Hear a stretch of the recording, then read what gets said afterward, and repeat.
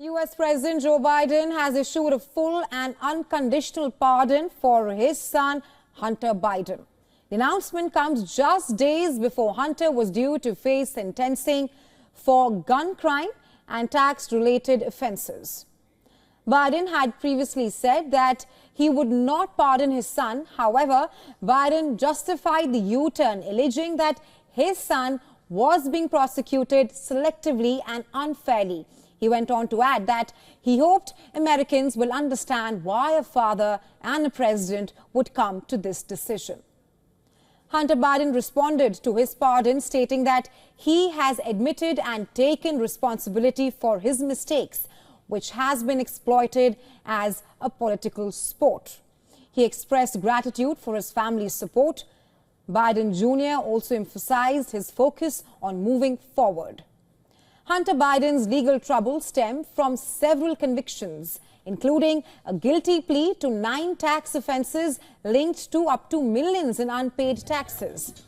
He also faced charges related to illegal purchase of a firearm, a case that sparked public interest due to Hunter's struggles with addictions.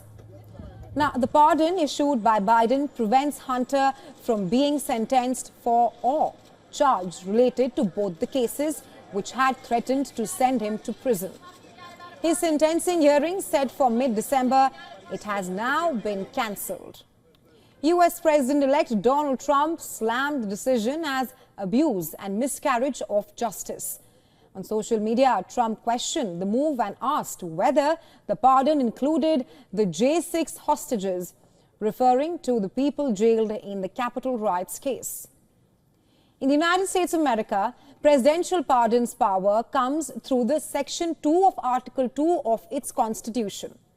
The Constitution allows the president to grant clemency, which includes granting full pardons, which forgive all legal consequences of a conviction, issuing commutations, which reduce the sentence but do not erase the conviction, granting reprieves like temporary delays in the imposition of a sentence, and also offering remissions or fines or forfeitures.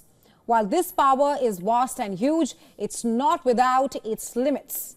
However, there are few limitations in the pardoning powers of the president. First, the President of the United States cannot issue pardon in cases related to impeachment, such as removal from office or disqualification from holding future office.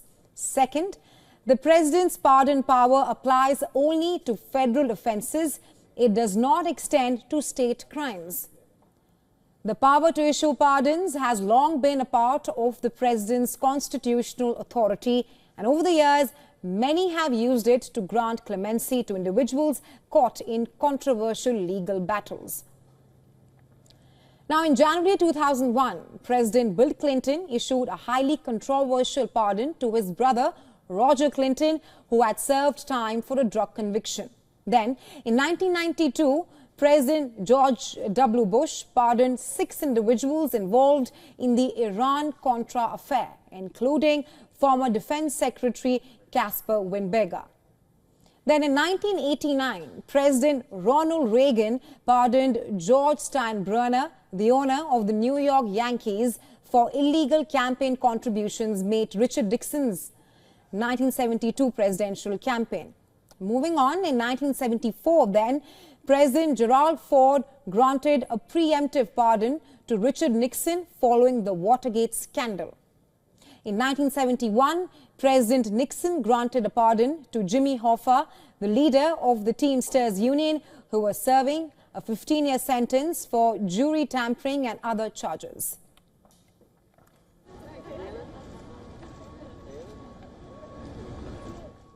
For more on this, we were earlier joined by Peter Kuznick from Washington, D.C. He's a professor of history at American University and also a U.S. political analyst.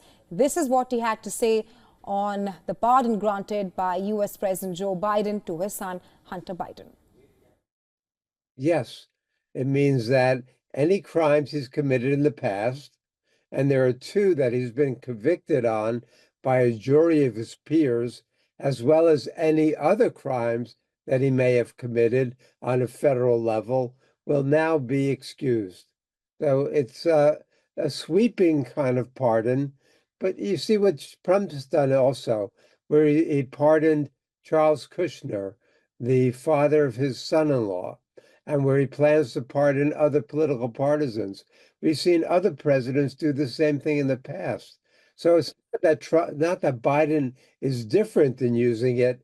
It's just that Biden has said repeatedly that he would not use it, which makes him look like a hypocrite.